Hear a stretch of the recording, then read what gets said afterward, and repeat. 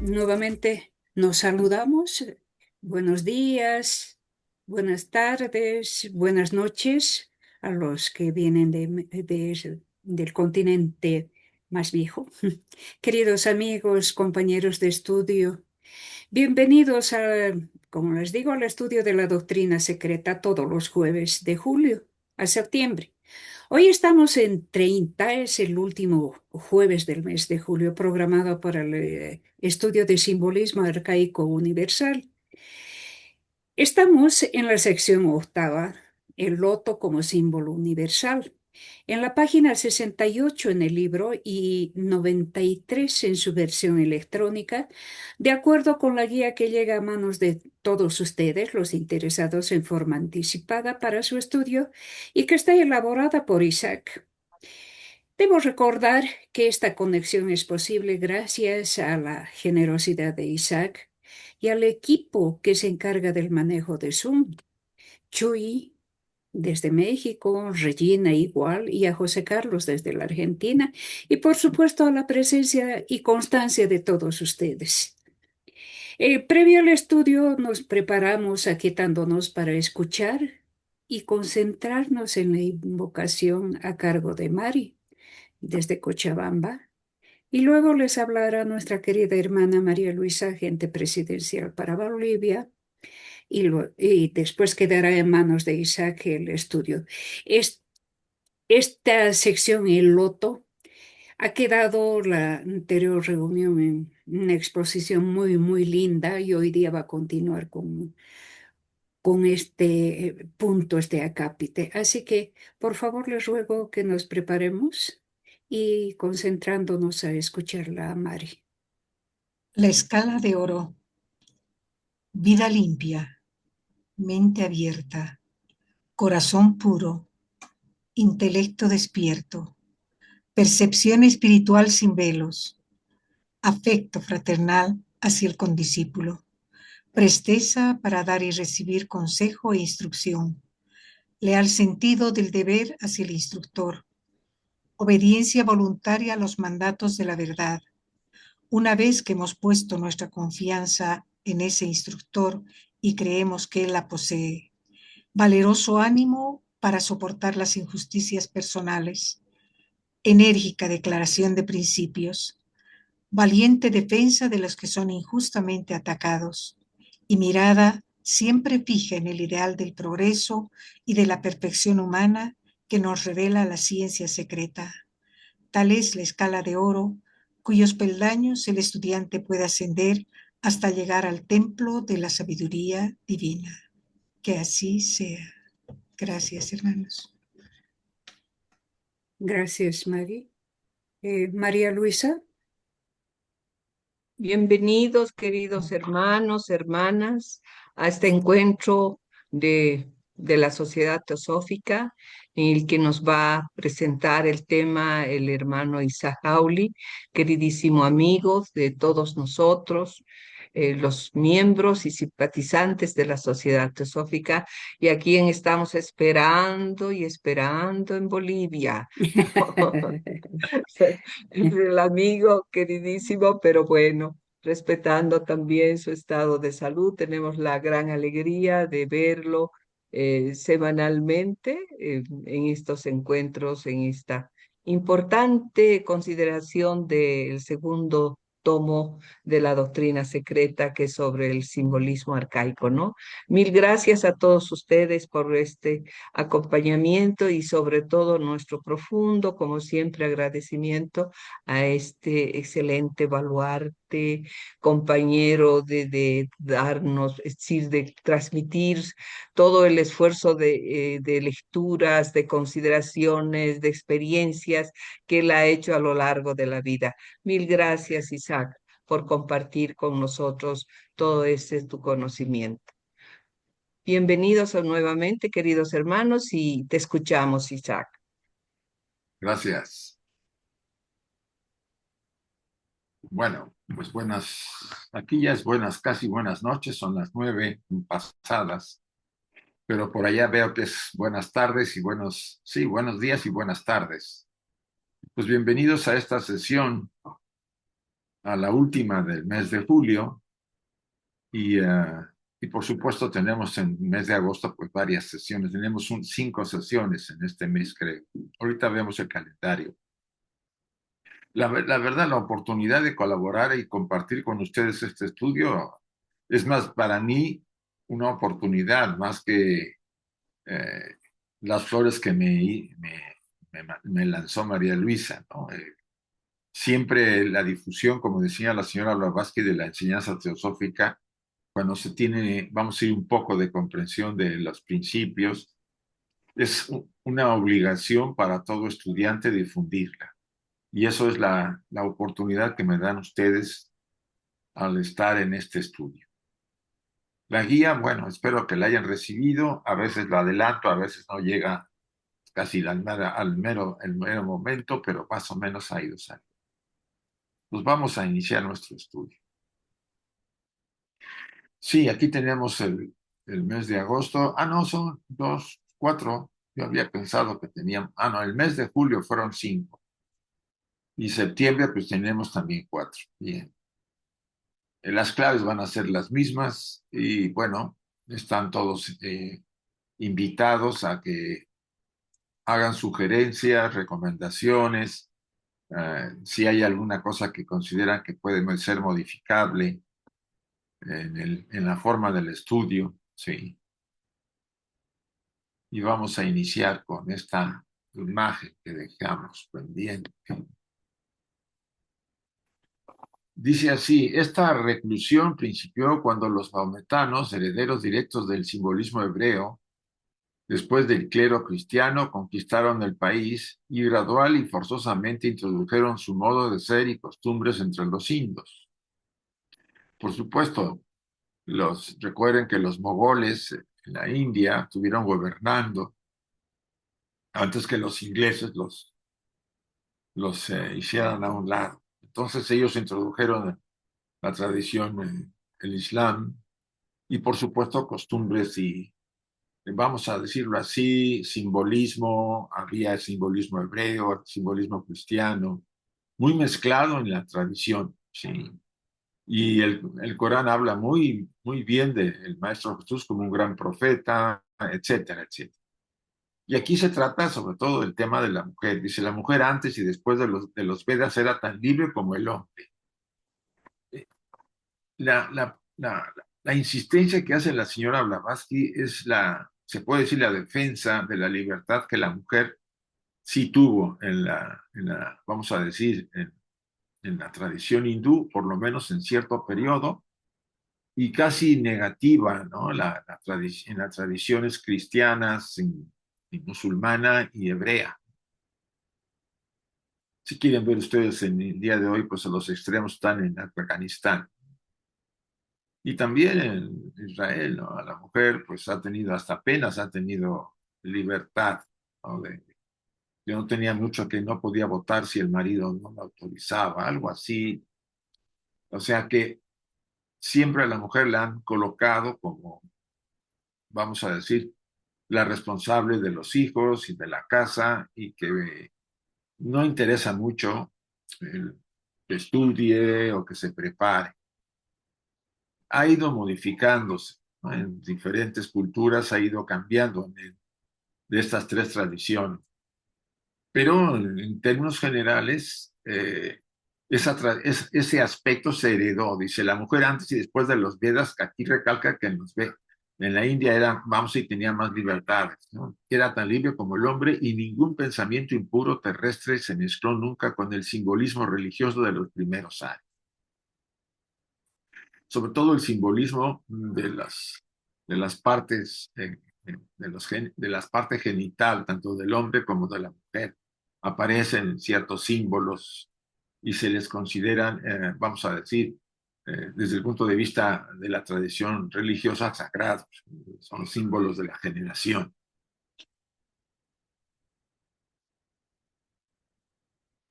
Y esta ampliación que hago acá es un comentario que viene y que me ha permitido hacerlo así. Dice, la idea y aplicación son puramente semíticas.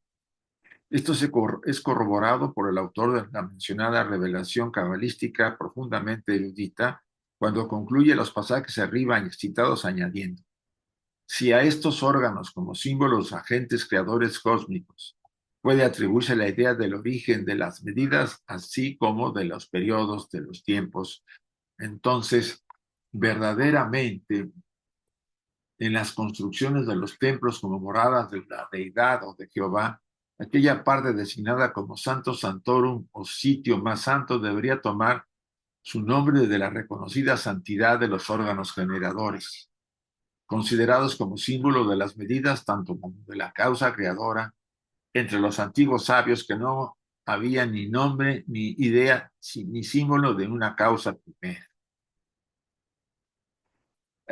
Hacer un señalamiento en esta tradición, en la tradición hebrea, por supuesto, tiene gran influencia tanto en el Islam como en el cristianismo, porque se puede decir que son herederos de esa fuente en cierta manera.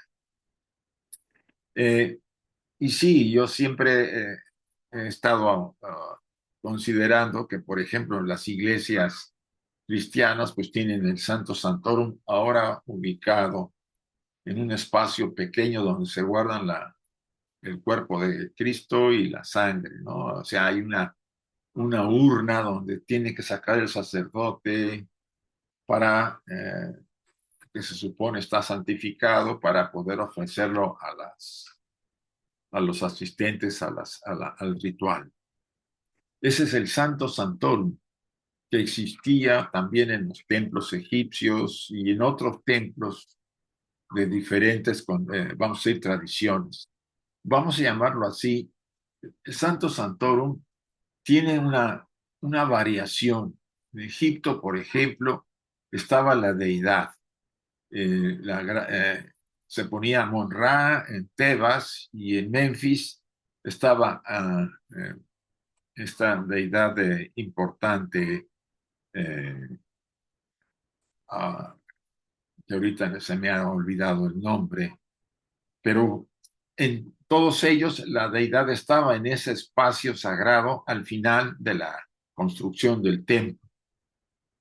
Se llamaba Ta, la deidad de Memphis, y la de Tebas, primero era Ra y después se incrementó con Amon-Ra, el que está oculto, en esta parte importante. No, pero ahí no se veía tanto desde el punto de vista del uso de los órganos generadores como básicos, sino se consideraba la simbología más bien de los dioses, en este caso Amon-Ra en Tebas. Por ejemplo, ahorita que he estado viendo algunos vídeos sobre Philae, ¿no? El templo de Isis en la isla de Philae, pues ya había influencia entre los griegos del tema del Santo Santorum, pero mantenían en el Santo Santorum a Isis, no a los órganos generadores, vamos a llamarlo así. Esta influencia no ha sido posible superarla, sobre todo casi en todas las tradiciones hay ciertos elementos, pero son manejados de diferente manera. Seguramente que no. Es preferible no concederle nunca un pensamiento ni nombrarla jamás como hicieron los antiguos panteístas, antes de degradarla a la santidad de este ideal de ideales, rebajando sus símbolos a tales formas antropomórficas. Pues sí, los órganos generadores son formas antropomórficas, ¿no? El miembro masculino y la vagina femenina, pues pudiera ser desde un enfoque importante para una función tradicional en el pueblo en general, y vamos a llamarlo así, pero no desde la parte más sagrada de la fuente donde emanó este universo. No vamos a negar que son manifestaciones de alguna manera de la misma fuente en sus diferentes formas de transformación en este universo. Pero el antropoformizar esos símbolos, darles el valor, a la cuenta de las medidas, como dice el cabalista, lo degradó la fuente original de donde ha emanado este cosmos, este universo, tanto el noumenal como el fenomenal. Repito el pasaje. Seguramente que no. Es preferible no concederle nunca un pensamiento ni nombrarla jamás, como hicieron los antiguos panteístas. Los panteístas son aquellos que consideran que la deidad, que la seidad, el absoluto, la esencia, es todo lo que compenetra y sostiene este universo. ¿Sí? Un ejemplo de los grandes filósofos panteístas, al que acusan de panteísta o es panteísta, es a Spinoza, para el que lo quiera leer. Antes de degradar la santidad de este ideal de ideales, rebajándolo sus símbolos a tales formas antropomórficas. O sea, los símbolos fueron rebajados, fueron reducidos a su más antropomórfica forma, la más material, vamos a llamarlo así. Y no se va a negar la generación para que este universo se produzca. En este punto se nota nuevamente el abismo inmenso entre el pensamiento religioso ario y el semítico, los dos polos opuestos, la sinceridad y la ocultación. Este elemento es necesario de acuerdo a lo que está bosquejado en la doctrina oculta por la señora Blavatsky. Entre los brahmanes que nunca han investido las funciones procreadoras naturales de la humanidad con un elemento de pecado original, es un deber religioso tener un hijo. Un brahman en los tiempos antiguos, después de haber cumplido su misión de creador humano, o sea, de haber tenido una familia, criado a los hijos, estado con su esposa, se retiraba a los bosques y pasaba el resto de sus días entregado a la meditación religiosa, en la tradición brahmánica. Es obvio que yo creo que en ese sentido, si ustedes analizan, el sentido de la procreación se ha degradado porque no es realmente ya el símbolo de la unión del hombre y la mujer para poder generar un ser nuevo, tener un hijo, ¿no? Sino ya es simplemente, y no me quiero dar golpes de pecho en ese sentido de ser santurrón, sino que lo utilizamos ya como un escape, una forma, es una relación en que utilizamos la parte erótica de nuestras relaciones entre hombre y mujer para escapar de una realidad que se nos parece en muchos casos cerrada, perdida, en mucha gente, ¿no? Hay formas de campo de la psicología, hay varias formas de escapar de nuestra realidad, de entrar en ese estado de amnesia o de escapar de no enfrentar tu vida, tus problemas, tu situación. La primera es el alimento.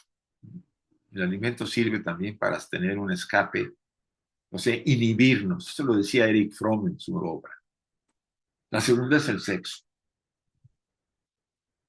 La tercera, pues obvio, las drogas, el alcohol. Hablando de cosas fuertes, todas nos inhiben la conciencia, nos crean estados de amnesia donde nos perdemos, nos olvidamos de nuestra realidad para perdernos en aquella actividad. Hay otras como el trabajo obsesivo, trabajar obsesivamente para inhibir nuestra relación, no solo en el mundo, sino conmigo mismo. Y hay muchas formas para escapar. Justificaciones que hace la personalidad para no enfrentar su situación cuando se da cuenta de los retos que le enfrenta en la vida. Y estas tradiciones como la brahmánica es muy interesante porque es un ejemplo, ¿no? Después de haber tenido su pareja, tenido hijos, educarlos, mantener la familia,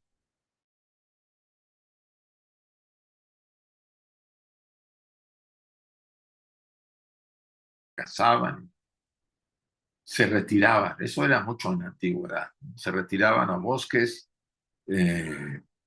y estaban el resto de sus días integrados a la meditación religiosa.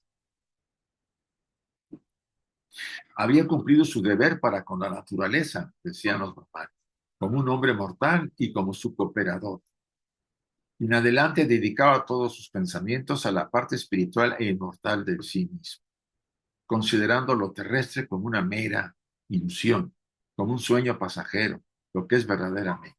Bueno, eso no se nos va a poder meter, a pesar de que la ciencia moderna está llegando a esa conclusión.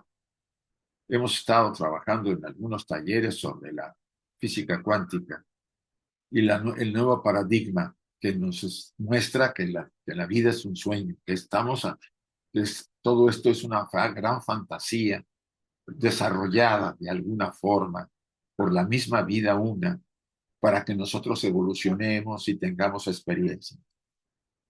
No es nada negativo que diga Calderón de la Vaca que la vida es un sueño.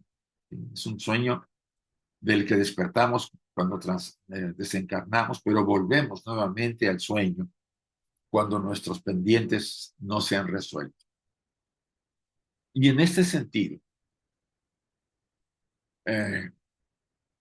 la mayor parte de las personas, vamos a llamarlo así, se inhiben. Yo creo que la gran parte de la humanidad no es consciente de la situación para qué estamos aquí. Y no solo me refiero a tener un sentido y propósito en la vida y de llevar a cabo, cumplir con un cometido que me llene, que me haga feliz, que disfrute, o que pueda, porque la mayoría no puede, vamos a decirlo así, sino el de realizarme como ser humano. Eso está casi inhibido. Muy pocos seres que usan las tradiciones religiosas de todos los colores que ustedes quieran como escapes, porque la realidad es que viven de una manera inconsciente de lo que son en realidad, que somos seres espirituales viviendo experiencias humanas. En esta parte, sí dice, al mismo tiempo, esotéricamente consideraba el supuesto pecado, este es el pecado original famoso, y caída como un acto tan sagrado que escogió el órgano penetrador del pecado original como símbolo más a propósito, más sagrado, para representar a ese Dios, a quien se muestra condenando sus funciones como una desobediencia y un pecado perfecto. Fíjense que aquí la señora Blavatsky muestra una contradicción en el pasaje bíblico del Génesis. Cuando Adán y Eva, pues ya saben, comen del famoso árbol del bien y del mal, inducido por la famosa serpiente, que no es otra cosa que son jerarquías, ¿no? Las jerarquías que inducen al hombre y a la mujer después de que se separan los sexos, porque antes Eva sale del costado de Adán, o sea, todo es una simbología cabalística, pero lo más triste es que después esa relación es calificada de pecado original, por lo menos en la tradición cristiana, que yo lo tengo más o menos claro. En el Islam no tengo todavía muy bien eso. O sea, por un lado, la evolución me llevaba a un proceso de conocer el bien y el mal, o sea, despertar la autoconciencia. Y por otro lado, es un pecado que lo haya yo despertado. Eso es lo que trata la señora Blavatsky en este pasaje de explicar. Suena contradictorio. Entonces, que nos querían inconscientes el resto de de las encarnaciones humanas sin tener autoconciencia. Y una vez estando en un programa de radio en Barcelona, cuando me invitaba Pedro a su programa en las madrugadas, 2, 3 de la mañana, había una reunión con varios personajes, había entre ellos un sacerdote, y salió este tema del pecado original, porque no solamente yo lo debatí, sino lo debatieron otros, y yo me metí ahí a dar mi opinión. Y el sacerdote decía, pues sí, no puede ser, porque decía, ¿cómo Adán y Eva, que eran inconscientes, se les puede atestiguar que sean pecadores cuando no se daban cuenta? ¿Sí? Porque en realidad la serpiente no les ofreció la manzana. Tuvieron una relación con ciertas jerarquías. Esa es la realidad. Entonces, si yo soy inconsciente y viene una chica muy consciente y me dice, vente para acá, puedes hacer esto y el otro y aquí, y yo caigo en eso y queda embarazada, pues sí, el hijo que va a tener no va a ser inconsciente como yo, va a ser consciente como ella. A ver si me entiende.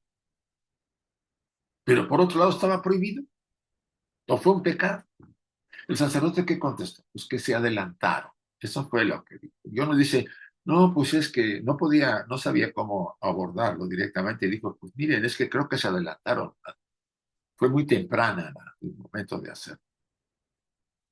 No sé, eso lo deberían analizar.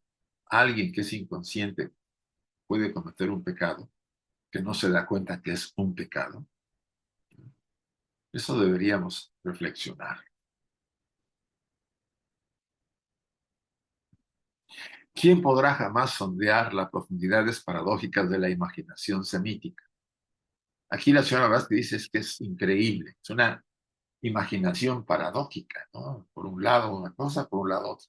Yo no estoy hablando, en realidad y todo, lo hago con todo respeto de la cábala que a mí me tiene impresionado, como lo tenía la señora Vázquez, una riqueza muy grande. Estoy hablando de la parte exotérica, vamos a ver. Es ahí donde la tradición, el formato ritualista de la religión hebrea, es ahí donde está este señalamiento de la señora.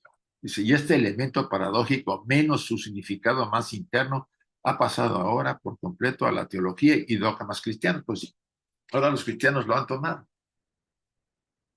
y cargamos un pecado original, entre comillas. El que quiera cargarlo, que lo cargue. Pero en realidad no hay pecado original. Es una forma de manejar cierta simbología. Y por un lado, tener a la gente un poquito aquí controladita. Que los primeros padres de la iglesia conocieran el significado esotérico del testamento hebreo, por supuesto lo conocían. O que solo unos pocos de entre ellos tuvieron el conocimiento del mismo, mientras que los demás siguieron ignorantes del secreto, es un asunto que la posteridad se decidirá. Se manipuló muchísimo. Los padres de la iglesia, entre ellos Orígenes, lo sabían muy bien. Había varios, Alejandro, había varios, porque eran ellos antiguos, iniciados en los templos mistéricos o paganos, y sabían muy bien. Pero se convierten a esta tradición por lo que quieran, y probablemente sabrían los misterios que había tras el símbolo de Jesús el Cristo.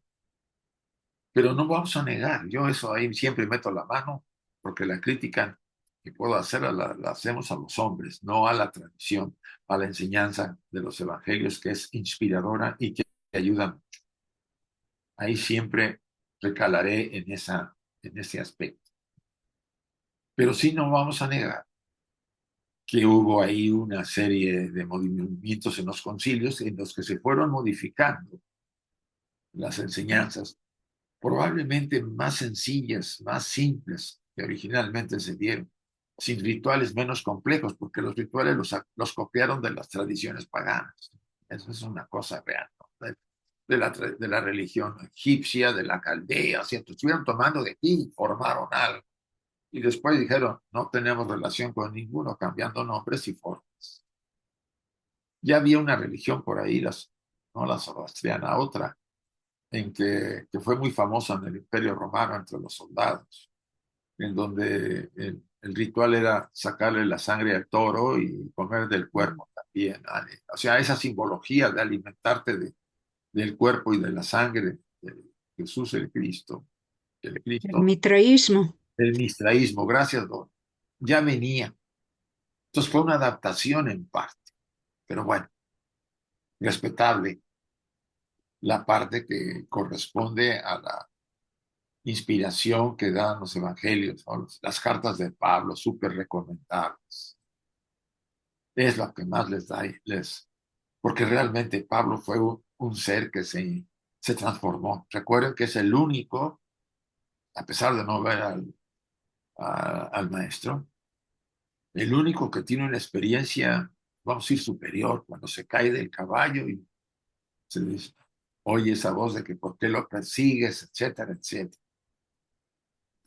Es obvio que aquí hubo mano superior, no vamos a negar. Es como yo hago mi silocubración. Creo que las tradiciones, con la caída del Imperio Romano, las tradiciones religiosas antiguas necesitaban pasar a un nuevo impas, ofrecerle a la nueva, al nacimiento de esta humanidad que empezaba a salir de esa visión de los imperios antiguos a la Edad Media. Probablemente con la mejor intención de los seres superiores que promovieron esta visión, pero se toparon con pared cuando entraron a la Edad Media negra, la más desagradable, y con la Inquisición y compañía, para que vean lo que hacemos los humanos, ¿sí? Pero eso no le quitaba al espíritu de esta tradición cristiana que ha ayudado a muchísima gente y ha generado, porque en la esencia del cristianismo, como dice Annie Besant en el cristianismo esotérico, no es diferente a las tradiciones esotéricas de otras religiones. Sí. Entonces, pues sí, tendríamos que tener siempre, cuando se estudia el cristianismo esotérico, el Islam, a través de los sufís o de la Cábala, para la religión hebrea, pues tener esa consideración. Por un lado, hay una enseñanza oculta que se ha transmitido desde eones de tiempo, y hay una enseñanza para el pueblo, porque no da para más, seamos honestos, ¿sí? Necesita manifestar su expresión divina que todos traemos con un grado determinado, y las religiones cumplen esa función, además de las manipulaciones humanas que ya sabemos los problemas que causan, muertes entre grupos, como en el Islam, y también el cristianismo lo suyo, con lo que ya sabemos que está pasando en el mundo, y bueno, los hebreos no cantan che, como decimos en México. Por eso los primeros padres de la iglesia conocieron el significado esotérico del testamento hebreo, por supuesto. Pero ellos fueron acallados con los concilios. Hubo 6, 7 concilios después, durante toda la Edad Media. Y ahí modificaron. O que solo unos pocos de entre ellos tuvieron conocimiento del mismo, mientras que los demás siguieron ignorantes del secreto. Y como la ignorancia, la gente no sabía en la Edad Media ni escribir, ni leer. Y el sacerdote es el que mandaba. Los señores feudales tampoco, algunos sabían ni leer ni escribir. O sea, para que vean ustedes al grado que se cayó después de la caída del Imperio Romano, que la gente estaba, bueno, había de todo. Una cosa es, en todo caso, cierta, como el esoterismo del Nuevo Testamento concuerda perfectamente con el de los libros hebreos mosaicos. El Nuevo Testamento tiene esoterismo, tiene simbología. Acuérdense que el maestro hablaba con parábolas, según se le asume. Y puesto que al mismo tiempo cierto número de símbolos puramente egipcios y dogmas paganos en general, como por ejemplo la Trinidad, esto viene desde India, ¿no?, han sido copiados e incorporados a los sinópticos y a San Juan. Es evidente que la identidad de estos símbolos era conocida por los escritores del Nuevo Testamento, quien quiera que haya sido. Bueno, no me quiero meter al tema de los evangelios y los que lo escribieron. Hay polémica, mucha polémica, de quiénes fueron. Probablemente lo más honesto y lo más cercano a una verdad relativa es las cartas de Pablo, ¿sí? Lo demás, vamos a decirlo, tiene una simbología muy enriquecedora, esotérica en cierta forma, ¿no? Que autores que parecían cabalistas, parecían gnósticos primitivos, etcétera, etcétera. También debiera conocer a prioridad del esoterismo egipcio. Hay mucho en la tradición cristiana, puesto que han adoptado algunos símbolos que son tipos de conceptos y creencias puramente egipcios, en su significado externo e interno, y que no se encuentran en el canon judío. La Isis con el niño, por decir algo muy, muy superficial, que es la María con el niño, la luna que Isis maneja, María la tiene a los pies, o sea, todos esos símbolos vienen de Egipto, y hay mucho más. Hay unas letanías que yo he estado leyendo en varios de los escritos egipcios que están traducidos, y que ustedes los escuchan ustedes ah, ah, las, las oraciones y elevadas invocaciones que se hacen a María. Y es María como símbolo de la madre. Son los mismos que se le hacían a Isis y a otras diosas en Egipto. Son una copia.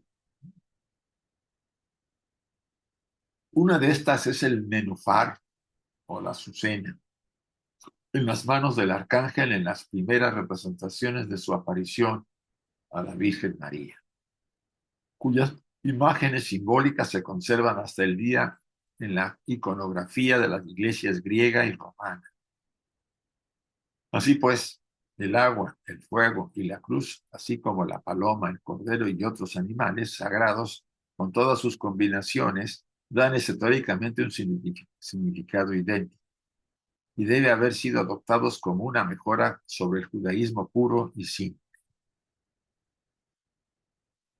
Siempre sabremos que el agua, el fuego, el aire y la tierra, los cuatro elementos, las cuatro energías, las cuatro jerarquías, bueno, me voy a meter ahí a muchas cosas, y la cruz, en el caso del cristianismo, como la paloma, el cordero y otros animales sagrados. O sea, cada uno de estos símbolos tiene un significado, estos símbolos sagrados considerados por estas tradiciones, tiene un significado oculto, muy relacionado con la antigua tradición oculta, que es que se encuentra casi en todas las grandes religiones. Hay claves importantes en Egipto, en la Caldea, Siria, en la Siria, en la India, en China, en Japón. Todas estas, en el budismo tiene mucha relación también en ciertas formas, en la parte sobre todo ritualista. Fíjese que acá el nenúfar o la azucena tiene que ver con el loto. Estamos hablando, o sea, la sustitución del loto, que la India era, y en la tradición y también budista, tibetana y en todos los países del Oriente, ¿no? Tailandia, todos los países que de alguna manera están incluidos por el budismo tienen al símbolo del loto como la fuente sagrada de donde emana nuestro universo. Esto es importante. El loto y el agua son de los símbolos más antiguos y puramente arios en su origen, aun cuando fueron luego propiedad común al subdividirse la quinta raza. Pero en el cristianismo, para evitar esa correlación con este símbolo, pues lo sustituyó como dijimos, por el nenufar, como viene aquí, ¿no? La azucena. Un ejemplo de ello es una de las letras, es que las letras, lo mismo que los números, eran todos místicos, tanto en combinación como separados. Bueno, ya sabemos desde Pitágoras que las matemáticas eran básicas para el estudiante que hurgaba en la tradición oculta. A él le interesaba verdaderamente a Pitágoras que fuera uno de los elementos importantes en la enseñanza. ¿Por qué? Porque el universo es un algoritmo, es una visión. ¿Se acuerdan en la, en la película esta de Matrix? Cómo empiezan a bajar números en la Matrix. Es lo que es nuestro universo. Y ahora la física cuántica lo dice. Todos somos formas matemáticas, si podemos decirlo así. Las explicaciones de los objetos, las personas, las situaciones, los cielos, las estrellas, los planetas, todo en este universo material tiene un origen algorítmico, matemático. Y estamos nosotros, por supuesto, viviendo dentro de una especie yo no sé cómo decirle, una forma, como, bueno, usando el mismo ejemplo de la Matrix de la película. Todos estamos en la Matrix y no somos conscientes, ¿sí? No somos conscientes de los algoritmos que forman los objetos, las personas, las cosas que hago, ¿sí? Las experiencias que tengo, sobre todo las experiencias, que son importantes, porque el que hace importante la experiencia es el ser espiritual, el que le da sentido a lo que hago. Y él valora mucho eso porque eso ayuda a que la conciencia se expanda. ¿Sí? Ese punto es muy importante. Esto es lo que le digo. Y ahí es donde sale la matemática, cosa que se había siempre mantenido, pues sí, para operaciones de la ciencia, para los comercios. No, no, es lo que nos forma, las estructuras, las paredes, el piso, los jardines, los animales, las personas, todos son algoritmos. Nosotros los descomponemos y los vemos como un holograma, con seres como los vemos, y los espacios vacíos para vernos separados. No es real. Somos seres ilusorios, Mayavi Rupas, ¿sí? Seres imaginados por la mente divina o por nuestro ser espiritual, necesarios para experimentar, y finitos porque tenemos principio y tenemos fin. Suena a veces muy fuerte y a muchas personas les causan mucho movimiento interior. Pero sería interesante que ustedes se dieran cuenta que a veces estar obsesionados por el poder, por el dinero, las cosas, por quitarle a la gente lo que tiene, porque nos sentimos que tenemos ese poder o esa posibilidad de enriquecernos y disfrutar, todo es banal, es una ilusión, no tiene ninguna base permanente, verdadera. Es la ilusión en la que estamos viviendo y que seres y que nuestra parte espiritual desea que vivamos para que rompamos esa tendencia y nos demos cuenta qué es lo que somos. Nuestra participación en la evolución de este universo es importante, aunque seamos finitos. Nuestra aportación es nuestra vida. Las experiencias de nuestra vida es nuestra aportación al ser divino que habita en nosotros. Él absorbe todas esas experiencias y le sirve para que la expansión de la conciencia se haga más grande. ¿Qué nos da a cambio? Algo valiosísimo. Lo único valioso en este cosmos, en este universo, en el corazón de todos los seres, es el amor. Es lo único que sanará esos espacios que quedan vacíos después de una vida. Llenará de satisfacción y nos dará un sentido de que nuestra vida, a pesar de ser seres que vivencian experiencias, es, vamos a decir, serenada con el amor, completada con ese amor, cuando realmente la oportunidad existe. No hay otra. No hay nada real si no hay amor. El amor emana de la fuente, de la esencia, y es nuestra única esperanza para sentir sentido y propósito en la vida. Al final nos daremos cuenta que ningún objeto material, ni el poder que podamos tener, ni los millones de euros, dólares, lo que quieran, vamos a podernos llevar. Nada de eso tiene un valor verdadero, salvo la esencia de nuestra naturaleza espiritual, que es amor. Ayudar a otro ser a que tenga la oportunidad de sentir que nos compadecemos y que le damos eso, será el paso más grande que podamos tener. La más sagrada de todas es la letra M. Esta última imagen, ¿no? Es a la vez femenina y masculina, o sea, andrógina, y está hecha para simbolizar el agua en su origen, el gran mar, la gran madre, la gran madre inmaculada de donde todos emanamos. Es una letra mística en todos los idiomas, orientales y occidentales, y es un signo que representa las ondas del agua de este mundo.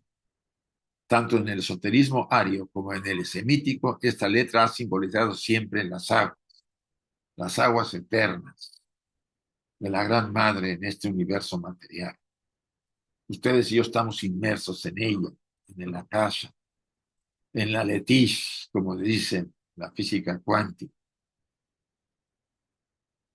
o esas son las aguas, con la fuerza del Padre, de la parte espiritual, del Sohat, perdón, de Fohat, la fuerza, la energía que viene de la fuente, y también la Akasha.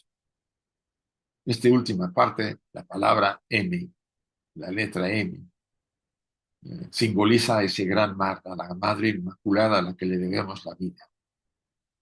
Seamos o no adecuados en este universo, le agradecemos la oportunidad de estar aquí y de poder ayudar a otros seres a que se conviertan en lo que tienen que ser, a vivir verdaderamente sus vidas.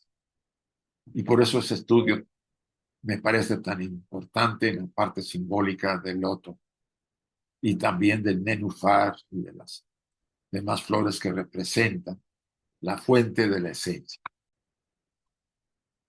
Muy bien, hemos terminado y vamos a ver si hay alguna pregunta, comentario o cuestionar. Aquí está, Emilce. Emilce, por favor. Sí, buenas tardes a todos.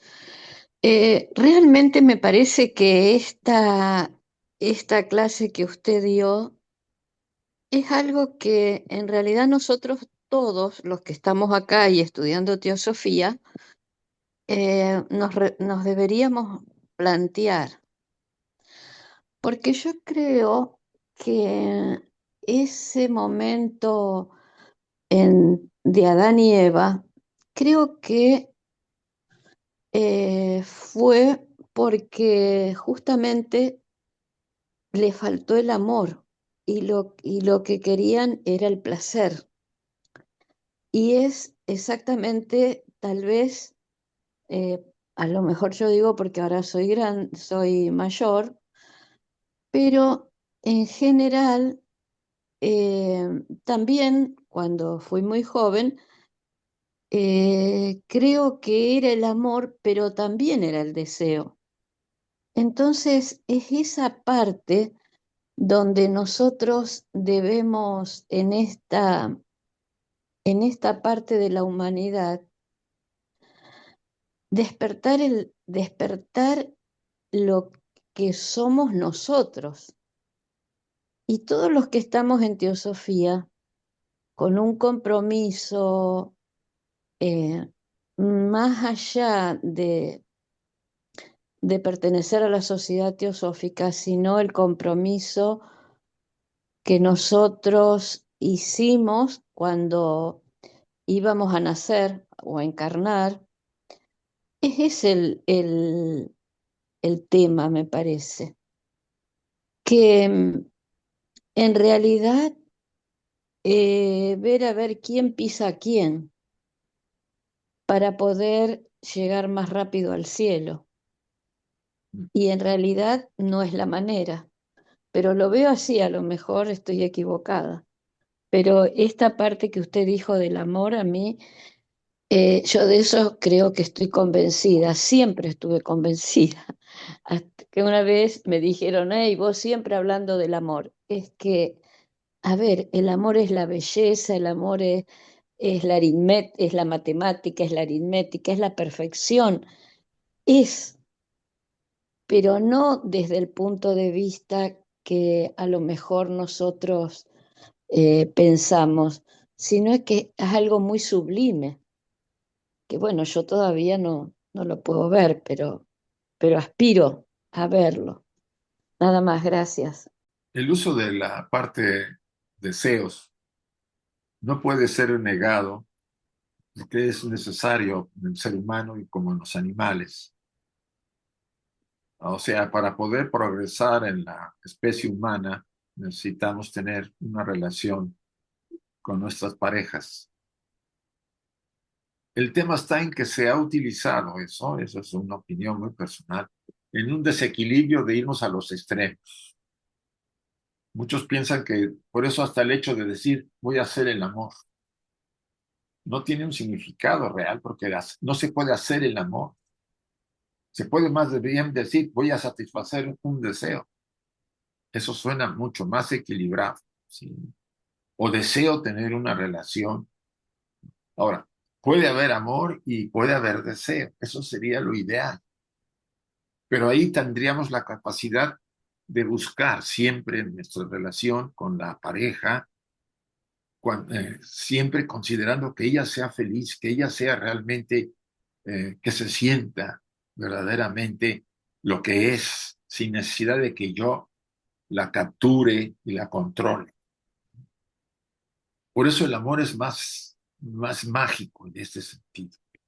El amor no va a obligar a nadie, va a comprenderla, va a ser capaz de dejar que la persona sea ella sin necesidad de querer cambiarla, como algunas personas hacen con seres que aman, tanto hombres como mujeres. Y el deseo se vuelve a veces una especie de droga que en términos generales impide que la persona a veces vea realmente qué siente. Puede haber un enamoramiento. Yo siempre he dicho que cuando uno se enamora todo es mágico, todo es una transformación. Pero cuando hay solamente querer y desear, pues es la parte nuestra de la estructura animal que la que está mandando. No estoy dando clases de moral a nadie. Cada quien tiene sus experiencias. Lo que quiero es que podríamos controlar un poco esos extremos a los que nos van. Y no me refiero solamente a la satisfacción erótica, sino a todas las cosas que hacemos. En lugar de ir hacia la oscuridad, hasta el extremo de la oscuridad, tener un cierto control, como en la luz también. Eso nos falta. Y lo que hace eso también es el amor. Un verdadero amor por un ser, una pareja, un amigo, una amiga, o por aquello que amamos para poder ayudar a otros seres. Siempre busca el equilibrio y busca darse y busca la libertad. Por eso, en ese sentido, aspiramos todos a verdaderamente ser ese amor que está en nuestro ser espiritual. Como personalidades, pues tenemos un reto muy grande. Estamos mezclados entre las sensaciones de deseos y de querer a alguien y el animal que nos arrastra, y ahí estamos luchando.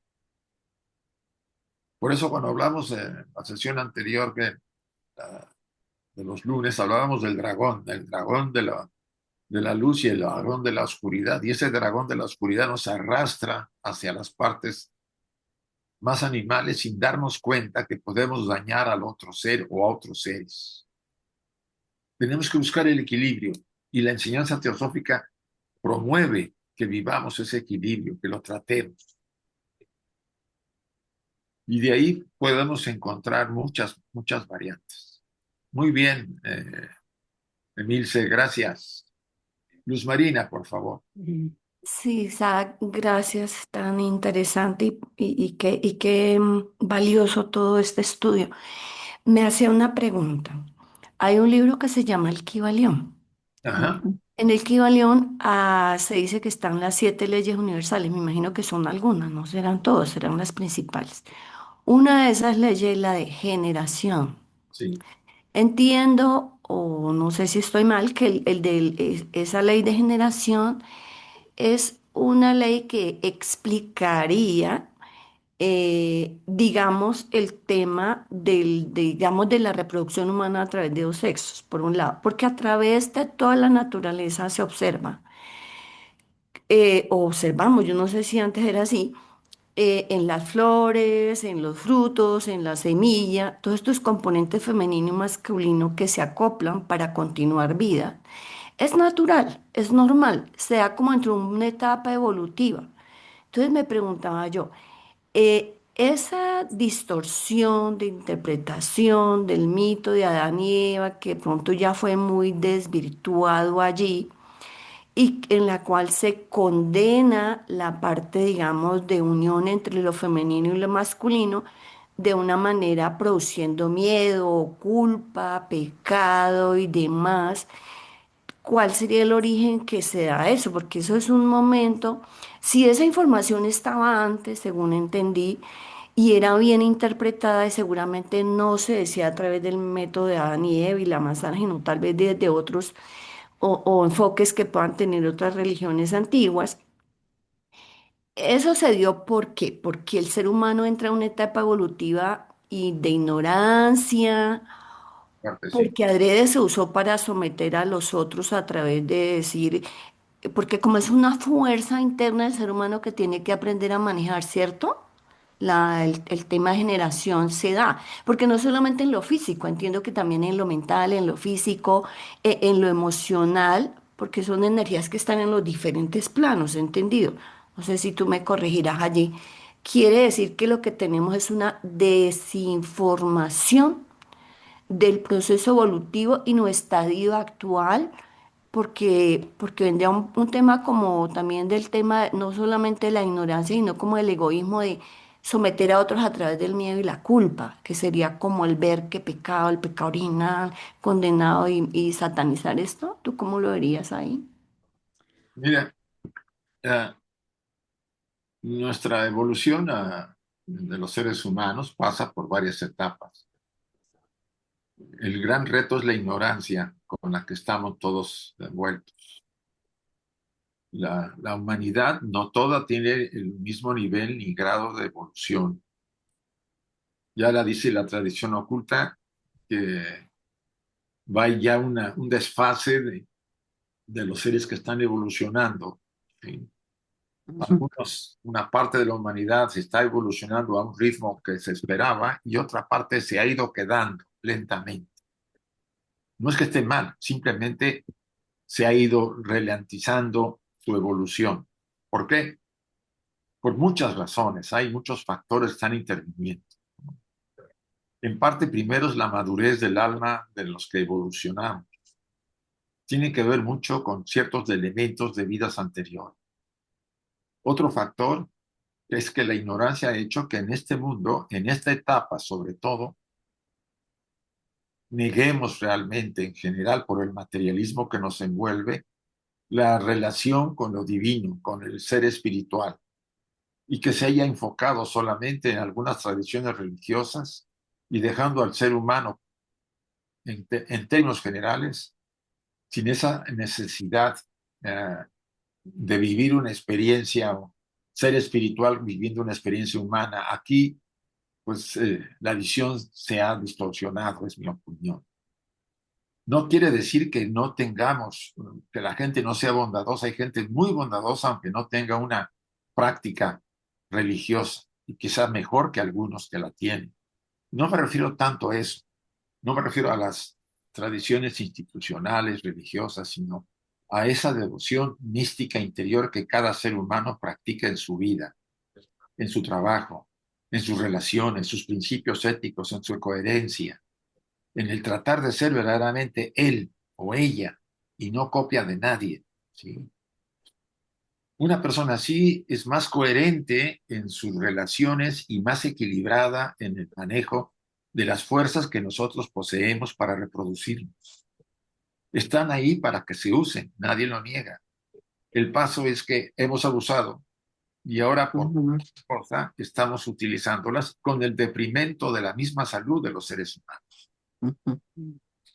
Por supuesto, desde la simbología oculta se habla de que cuando uno va a nacer, se dice que los padres que van a tener el hijo, las almas de esos padres se pusieron de acuerdo con el alma del niño que va a nacer.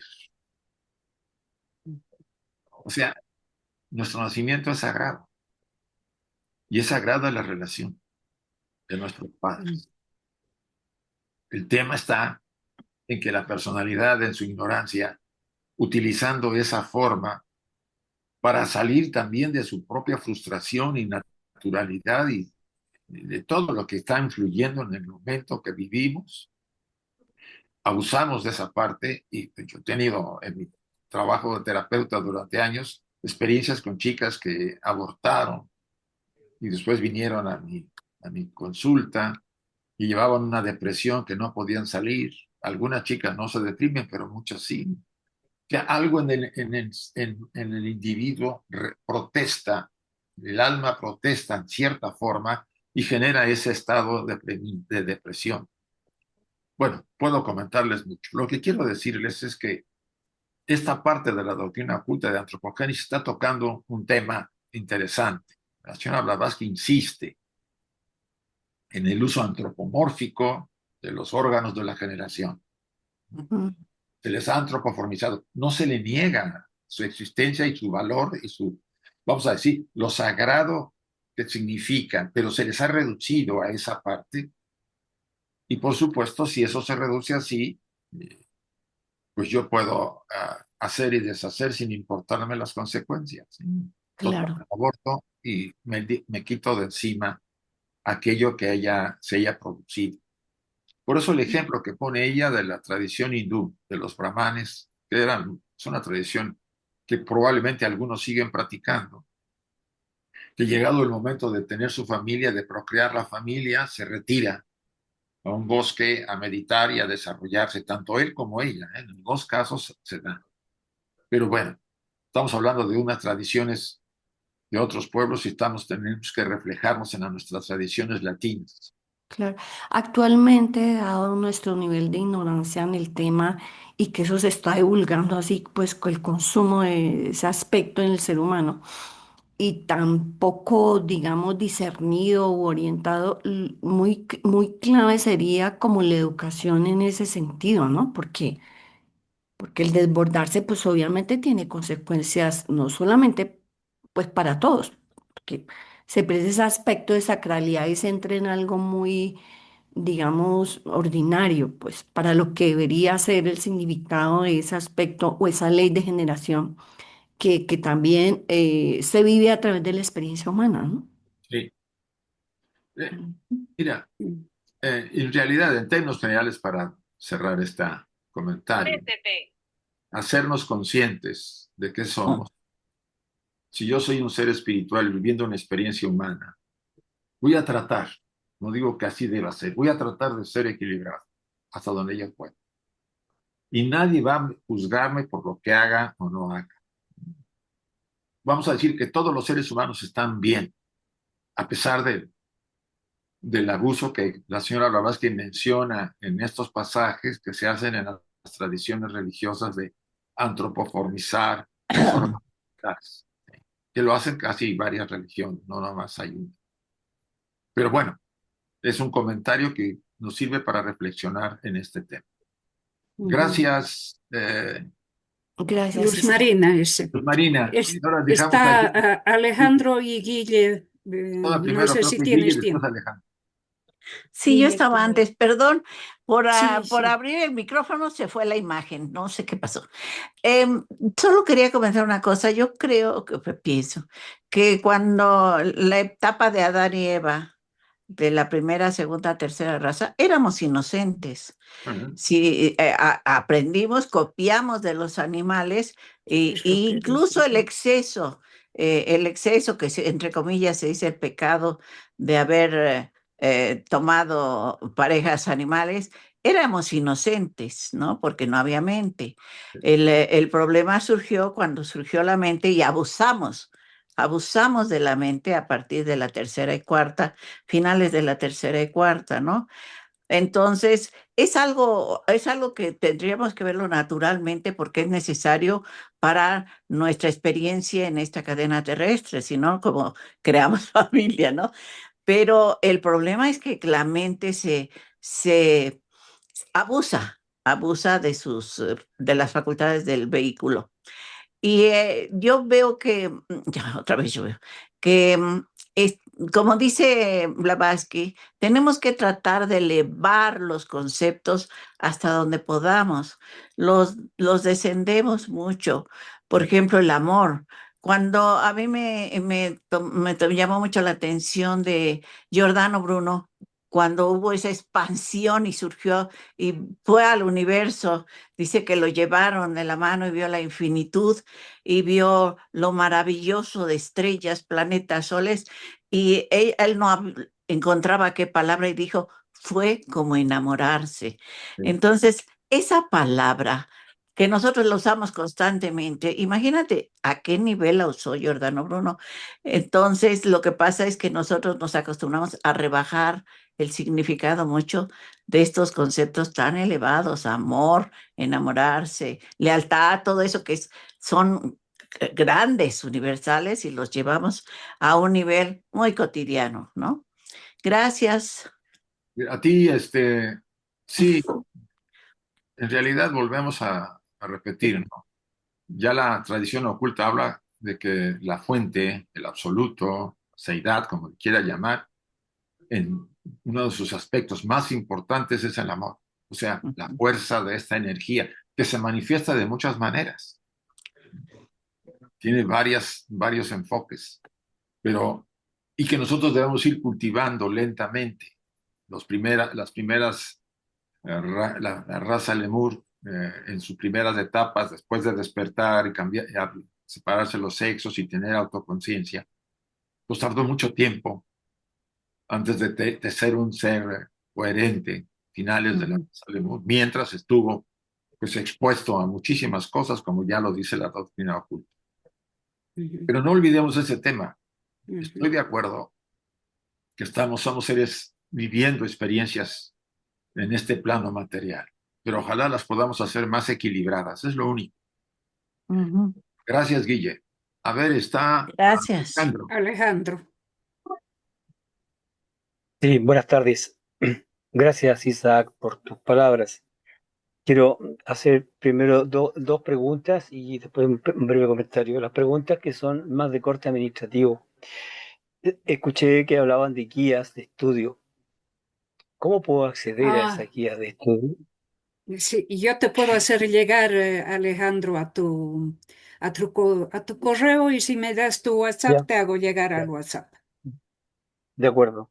Por otro lado, también escuché reunión de los lunes. ¿Me estoy perdiendo de algo? Sí, la doctrina oculta es el tercer tomo ahorita que estamos acabando, pero los lunes Chuy le podrías dar el cartel, ¿lo tienes, Dora, el cartel? Sí, Y lo lo quieres tengo. mandar a Alejandro, por Sí. favor, para que Le pueda entrar. mando. Sí, claro que le mando. Lo hago. Gracias. El comentario. Cuando hablabas que habla de la caída, refiriéndose a la separación de los sexos, es un momento bastante importante y crítico Sí, para el proceso evolutivo de la humanidad en ciernes.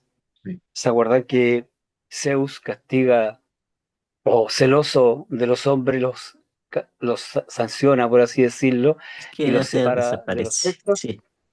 Claro. Entonces, de ahí que uno anda siempre buscando su media naranja, que es su contraparte. Pero bueno, esto que ocurrió en la tercera, es parte del proceso de involución al cual nosotros estamos sometidos en gran medida aún, en toda vez que en el arco involutivo, o sea, en el proceso de materialización, gran parte de la humanidad todavía está ahí. Y algunos ya van un poquito, como siempre, ¿no? Algunos van un poquito más adelantados y otros no tanto. Pero yo creo que eh, en nuestro caso, en Occidente, el tema de la cosa sexual y de la vivencia de la sexualidad como tal ha sufrido una serie de cambios extremadamente negativos y nocivos para las personas, todas estas provenientes de una marcada influencia puntualmente específicamente para América y parte de Occidente, me refiero a Europa, la influencia del catolicismo en particular, puesto que desde ahí fue donde se produjo principalmente la condenación a la corporalidad, a la sexualidad como proceso natural, llevándolo por un camino que es de culpa y de pecado como ellos lo generaron, producieron y difundieron tan masivamente, tanto que hoy la persona se siente culpable de su sexualidad o de su sexo o de su genitalidad, lo cual en mi entender es un error.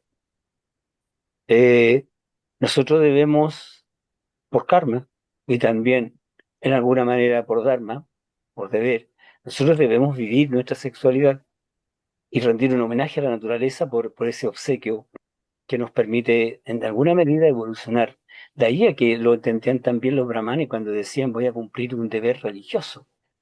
Y tenían sexualidad para producir un hijo, o decir, para contribuir a que la humanidad siguiera siendo lo que tenía que ser.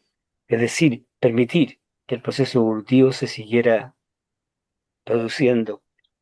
De ahí a que yo siento que, en particular nosotros los teósofos, debemos tener una mirada crítica respecto de cómo se mira hoy y cómo se condena hoy, en buena medida, el importante rol de la sexualidad humana, pero también debemos estar muy atentos y críticos en los abusos que se comete con ello a través de principalmente los medios masivos de difusión, en donde se hace de la sexualidad algo tan sagrado para el ser humano, una trivialidad y un abuso. Eso, muchas gracias. Gracias a ti, Alejandro. Es cierto, el abuso es excesivo. También tiene ciertas vistas de control.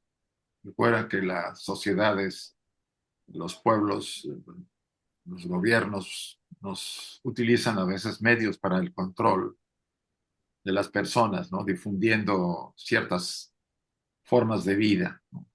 Pero yo creo que la responsabilidad de, como estudiantes de teosofía, es tomar conciencia y en lo que sea posible tratar de vivir el equilibrio que cada quien quiera vivir y poder ayudar a otras personas que nos rodean, más que diciéndole cosas, siendo con el ejemplo, que es lo que a veces cunde más. No es fácil, porque el bombardeo es constante. Los medios de comunicación y ahora las formas electrónicas de difusión, pues sobre todo a los jóvenes los apabullan y los inducen a distorsionar esa relación que es de alguna manera, vamos a decir, desde un punto de vista, yo diría, necesaria y básica para el progreso de la evolución humana, pero no darle ese tono. Pues gracias, Alejandro, por tus palabras y esperamos que nos veamos tanto en las reuniones de Sí. lunes también. Gracias. Bienvenido. Por eso, Isaac, es tan bueno retomar el estudio de la doctrina y lo que has tocado el anterior jueves y este jueves, enfocarnos en la doctrina, en lo que respecta a la misma doctrina y que nosotros podamos equilibrar nuestro conocimiento con nuestra realidad, ¿no? Se ha llegado a un punto de desacralización de toda verdad. Y bueno, tenemos en la enseñanza que está Eros y a la vez está el amor profano, los dos polos opuestos, ¿no? Pero nosotros estamos al medio y como tú dices, el Eso. equilibrio donde nosotros debemos colocarnos. De nuevo, muchas gracias por el enfoque, gracias a todos los que hicieron sus consultas, gracias por su presencia. Y bueno, si no hay otras personas más, yo le invitaría a Guille para ver si quiere ella cerrar la reunión. Gracias, Doris. Claro que quiero. Es un honor dirigirme a todos nuestros compañeros. Oh vida oculta que brillas en cada... Perdón. Oh vida oculta que vibras en cada átomo. Oh luz oculta que brillas en cada criatura. Oh amor oculto que todo lo abarcas en la unidad. Que cada ser que se sienta uno contigo sepa que por lo tanto es también uno con todo lo demás. Paz, paz a todos los seres. Gracias a Pues todos. gracias, Guille.